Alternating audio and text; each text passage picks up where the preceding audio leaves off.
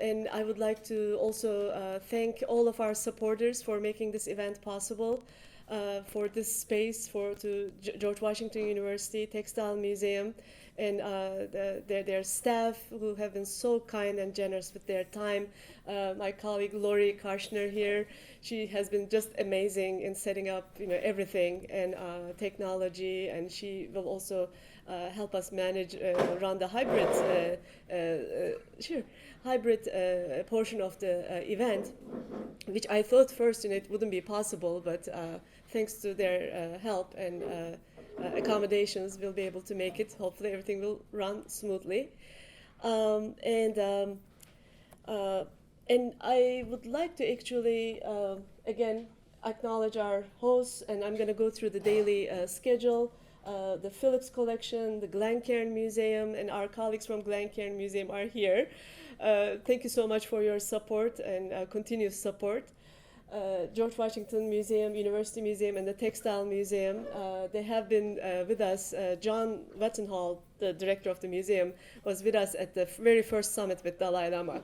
And he has been the main, instigator, the main, the spark behind this summit taking place, because he kept saying that, let's make these commitments to meet every year. Like, okay, yeah, Elif, how is it going? Around May, comes and he says, so are we going to meet? I'm like, okay, I guess we can put it together. So that's how the first summit, the second summit in DC happened.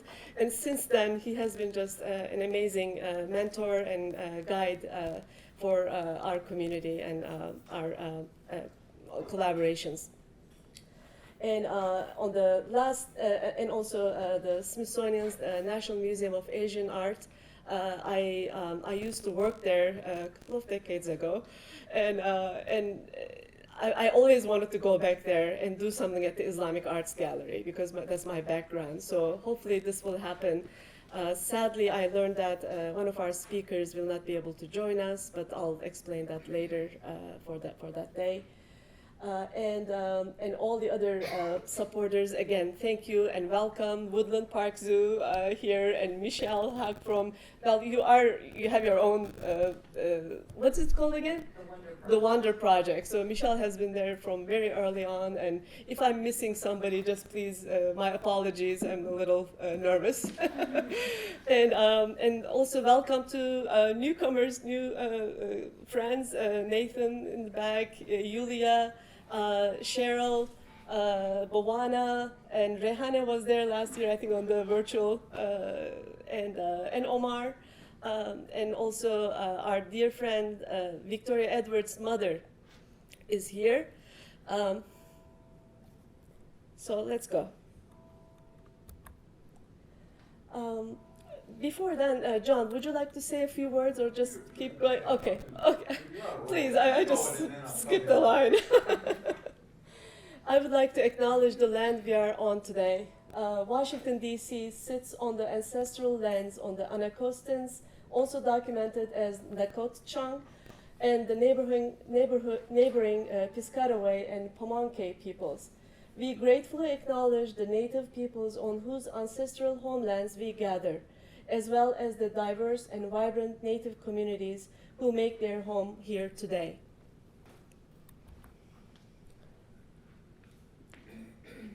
So our first day will be very busy.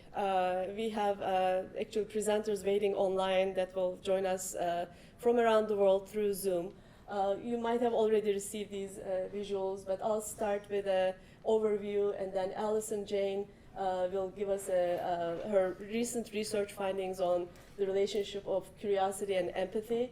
Then Nitin Das from India will join us from via Zoom, and he will talk about his how he designs nature walks for empathy. And then one of our old timers, Tenzin Topden from the Tibet Museum, our very original host for the very first summit in Dharamsala, India. He's going to join us from Dharamsala, so grateful. And then we will have a dialogue with Sahba Aminikia and Pınar Demiral. Sahba is an Iranian-American composer and a change maker. And Pınar lives in Mardin, Turkey, and they have this amazing program called the Social Circus Project. You know, they have this now flying carpet festival, but they incorporate circus training into their to reach communities and to bridge communities together. Children being at the heart of their whole, focus. And Amelia Winger Bearskin, one of our old timers again, she was at the very first summit. She cannot be here, but she sent us a recorded video message. She is also an artificial intelligence and visual arts person and an artist. So I hope you will enjoy her presentation. And in the afternoon, we have Susie Wilkening. She will give us the first insight on her ongoing survey, museums-wide survey on, essentially how people find meaning, how, where do we find meaning, focusing on museums and museum engagements. And Philippa Hughes, she's a local artist and, connector. She will talk about her new project on making dialogue, creating dialogue spaces in museums. Amy Wilson, author of Empathy for Change, she will talk about her work in the White House and how she has been continuing her empathy building project by weaving communities together.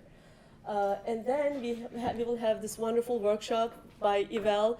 Unfortunately, Sarah became sick and she is not able to join us. We wish her well. I hope she recovers soon. So Eval will be with us to facilitate that presentation and workshop, which also will be here in this room. And then we will conclude the day with informal reflections with Omar and Cheryl and all of us, really. This is a place where we're going to make a circle because these tables actually move. And we will be able to just reflect on the day, why we are here. At the end of the day, I think will be our chance to really talk to each other. Due to the nature of this program, with the Zoom participation and everything, international participants, it had to be really like presentation heavy in the morning. So that's our intention, is to have the last hour. And then after, after our conversation, there's this lovely place across the street called Tonic. We can just walk over there. They have outdoor space. Hopefully it is not raining. And we can just have some drinks and appetizers and continue our conversation there. So again, thank you for being here. The second day, I will go through these every day, actually. And so I'm not going to take time to that now. I would like to jump right into our theme, which is the heart. And I have shared with you His Holiness the Dalai Lama's special message to us about an education of the heart. And this theme was inspired by our keynote speaker last year, Kabir Helminski, who's an author, editor, and also a Sufi teacher. And he talked about the heart's capacity as a organ of spiritual perception and how it can actually perceive qualities. You cannot really talk to heart about quantities. You can give it all the numbers, but if it says something else, that's it. Heart won't change its mind. So some of us were very curious about, how does this look like? Because, of course, when you say heart, it is love, right? And it is such a big topic, even more confusing than empathy sometimes, right? I mean, there's so many definitions and everything. And we talk about love, we feel love in our heart, but we rarely come together and articulate it in these kinds of settings, meaning that these are the settings, we work in museums, academia, and in creative environments, community builders. We can create narratives. We can create new narratives. That's our power. We don't have to live with the old narrative. So the more we talk about these issues, they have their own life, actually. These words, the heart, knowing through the heart, seeing through the eye of your heart, love, it becomes a part of our language. And I live this, since I started this empathy building project. It is just amazing how these concepts become alive and they are energized by our input and engagement. I promised that I wouldn't cry, but when I talk about heart,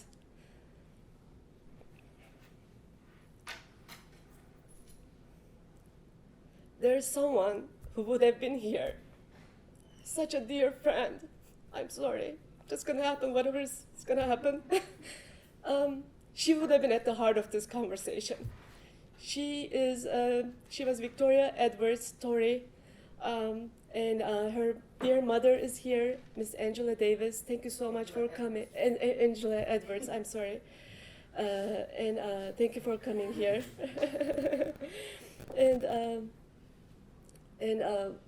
So I would like to, I have a poem for Victoria, but first I would like to show her beautiful face to you. And you might remember her from, and this top picture actually is from our online workshop at the Chautauqua Institution. So that's why her head is, but I love that, I think she's probably looking at us right now.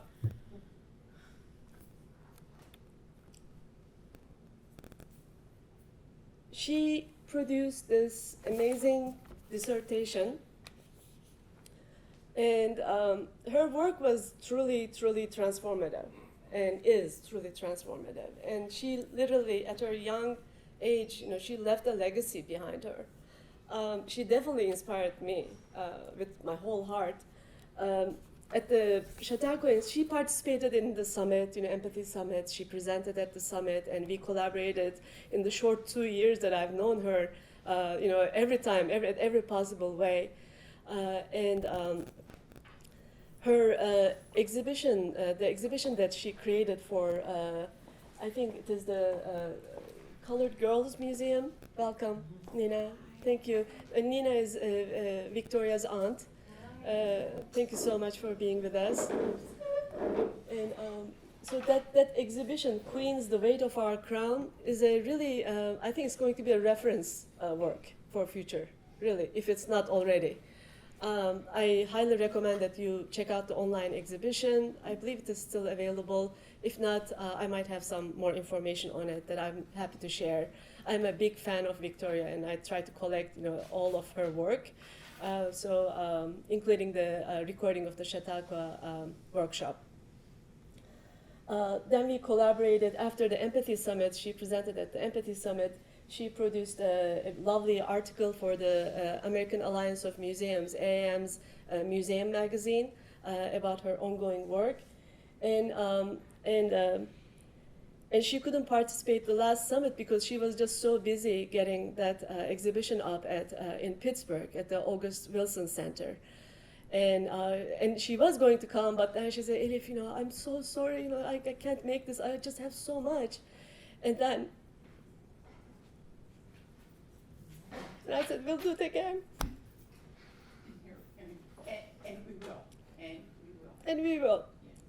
So, thanks to our two dear friends again, and these are just happening simultaneously in the universe. Brenda Coven from Fashion Institute of Technology in New York, State University of New York, said, Elif, we should create a student engagement framework for designing for empathy, so we can bring young people, diverse communities into this conversation. I said, great, and then.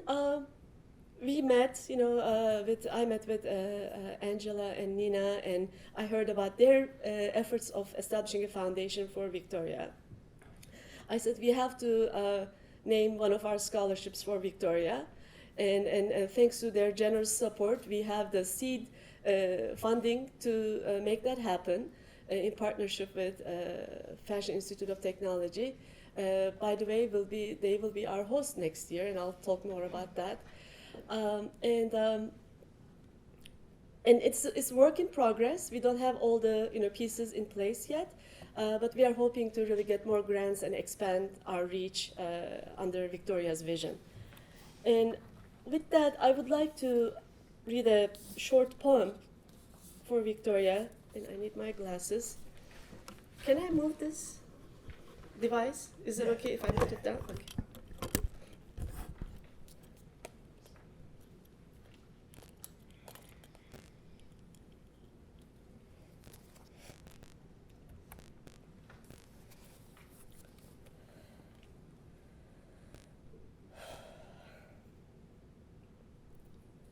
To take a step without feet.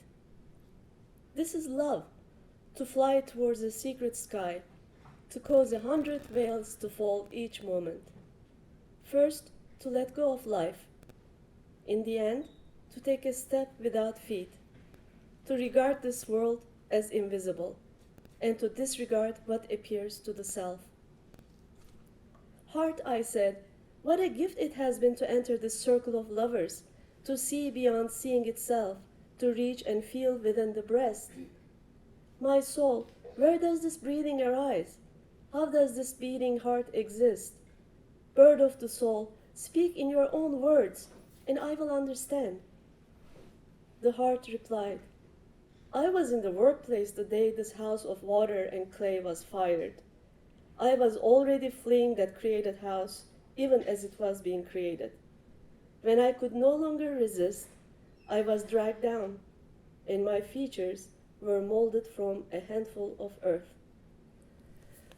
This poem by Rumi just, I think, to me, it encapsulates the beautiful person and body and human being Victoria was, and she simply returned home, and she's now home in love and all of our hearts. With that, I would love it if you could please say a few words.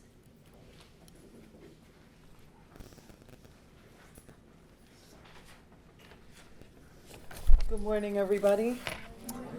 I had to write my song, sorry.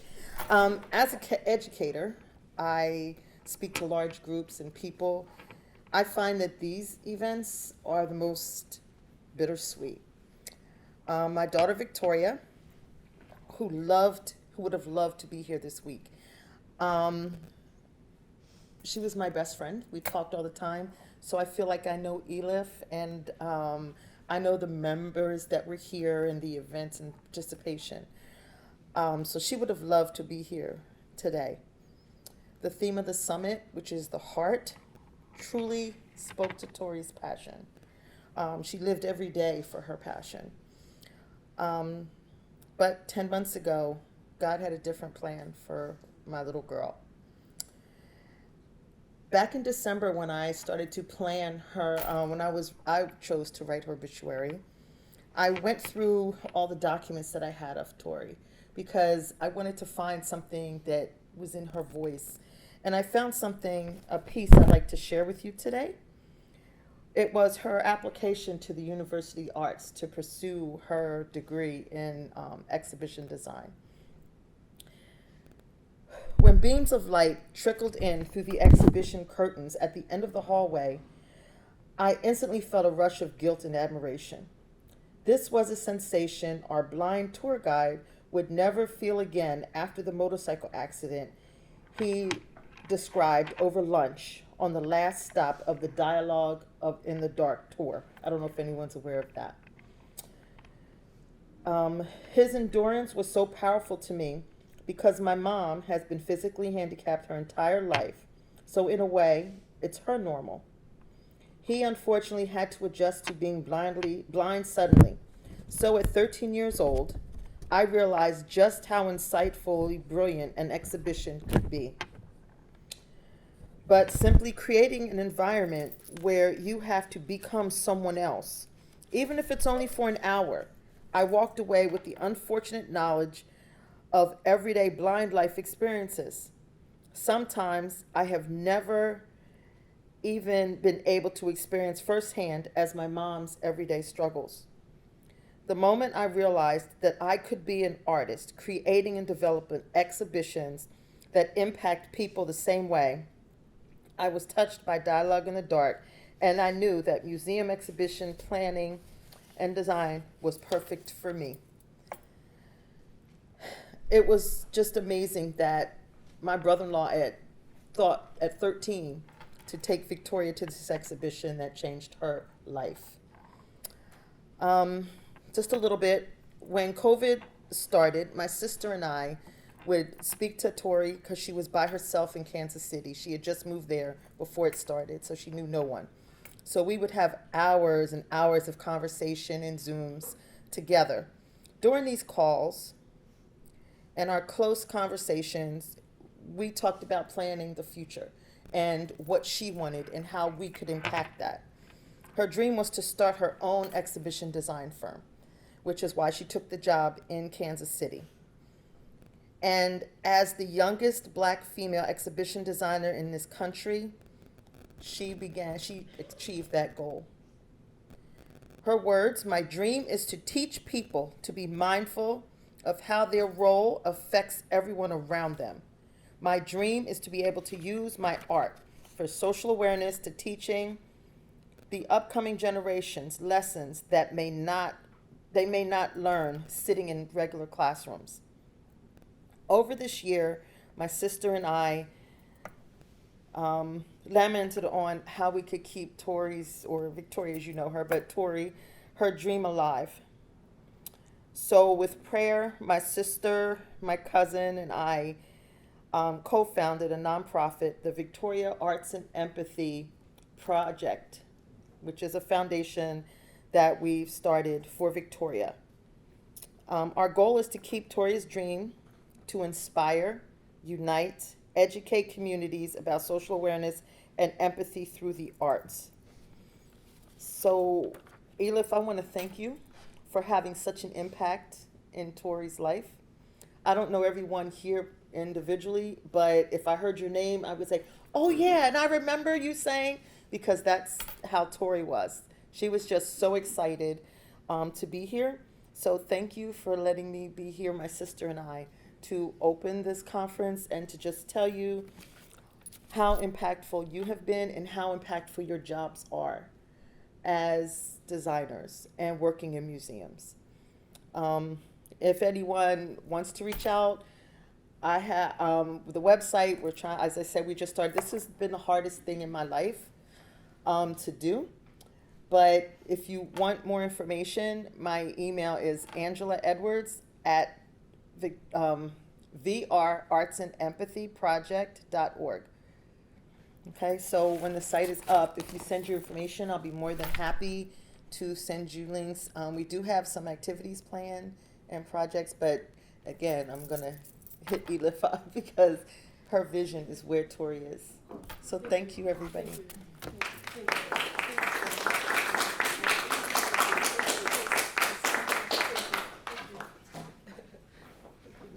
Thank you so much for being here. And we drove so far. And so thank you again for this introduction and for your presence here. So grateful that we could make this happen.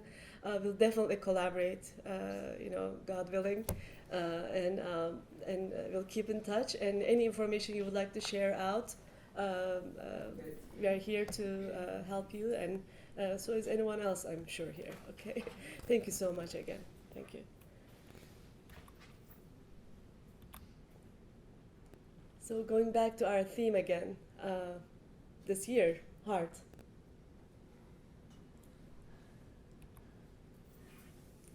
Referring to last year's, keynote speaker Kabir Helminski, and also Dalai Lama's wonderful letter acknowledging our efforts, he mentioned this phrase, "an education of the heart," which is very familiar to me, growing up. But I would love it if you could also keep this theme in mind, throughout the summit, and maybe reflect on it, and we can discuss how what empathy might have anything to do with it. So with that, I would like to begin my presentation, and I know we're a little late, but we're okay. Everybody okay online? Okay, 10 minutes. Yeah. Okay. So this is my. So I would like to talk about these items And surprise, they're all about empathy. And we're going to talk about why empathy, what is empathy, what is empathy building, what is designing for empathy, and what goes in it, and how to design for empathy. I would like to also ask you to keep in mind that this is definitely a work in progress. All this information is the result of our collective efforts. It is not coming from one person's research in a library. We have been working on this for many years, collaborating through workshops and conferences, and chapters, writing chapters. So any input is more than welcome. I would be so grateful. So why empathy? We get so many. I mean, if you Google, you'll get a million reasons why how people talk about empathy, why we need it.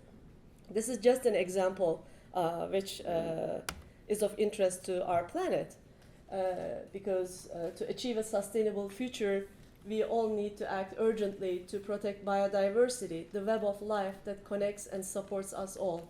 And as you know that United Nations Sustainable Development Goals, they have these wonderful goals that the world has been tackling in their own respective areas, the industry and everyone really.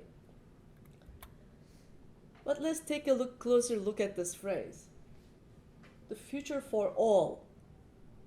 Act, protect, all. What does that mean really? What is all? What do we need to act? How do we protect? What can we do? We have so much data in support of each of these goals. Beautiful visualizations of data. And scientists have been talking about all kinds of numbers and the reasons for which we need to act now.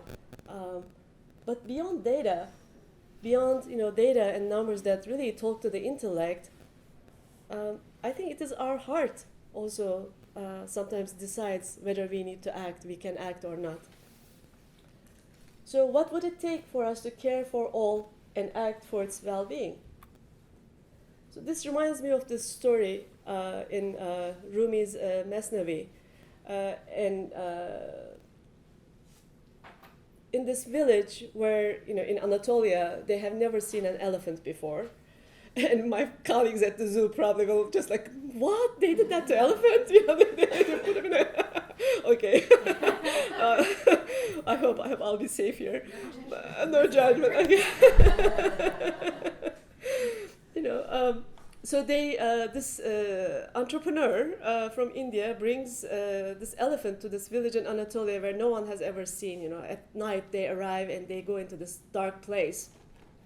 And they charge people to come in and, it's like a curiosity, right? What is this?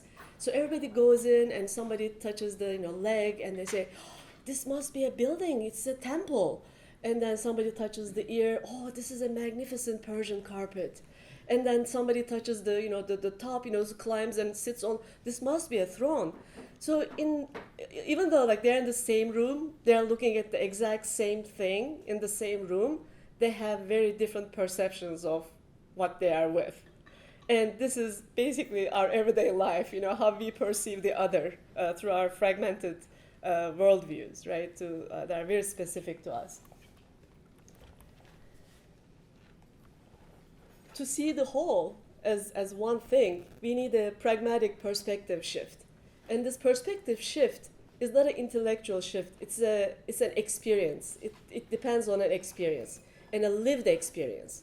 And I know that there are wonderful work that's being done in VR and augmented reality, and some of them are effective.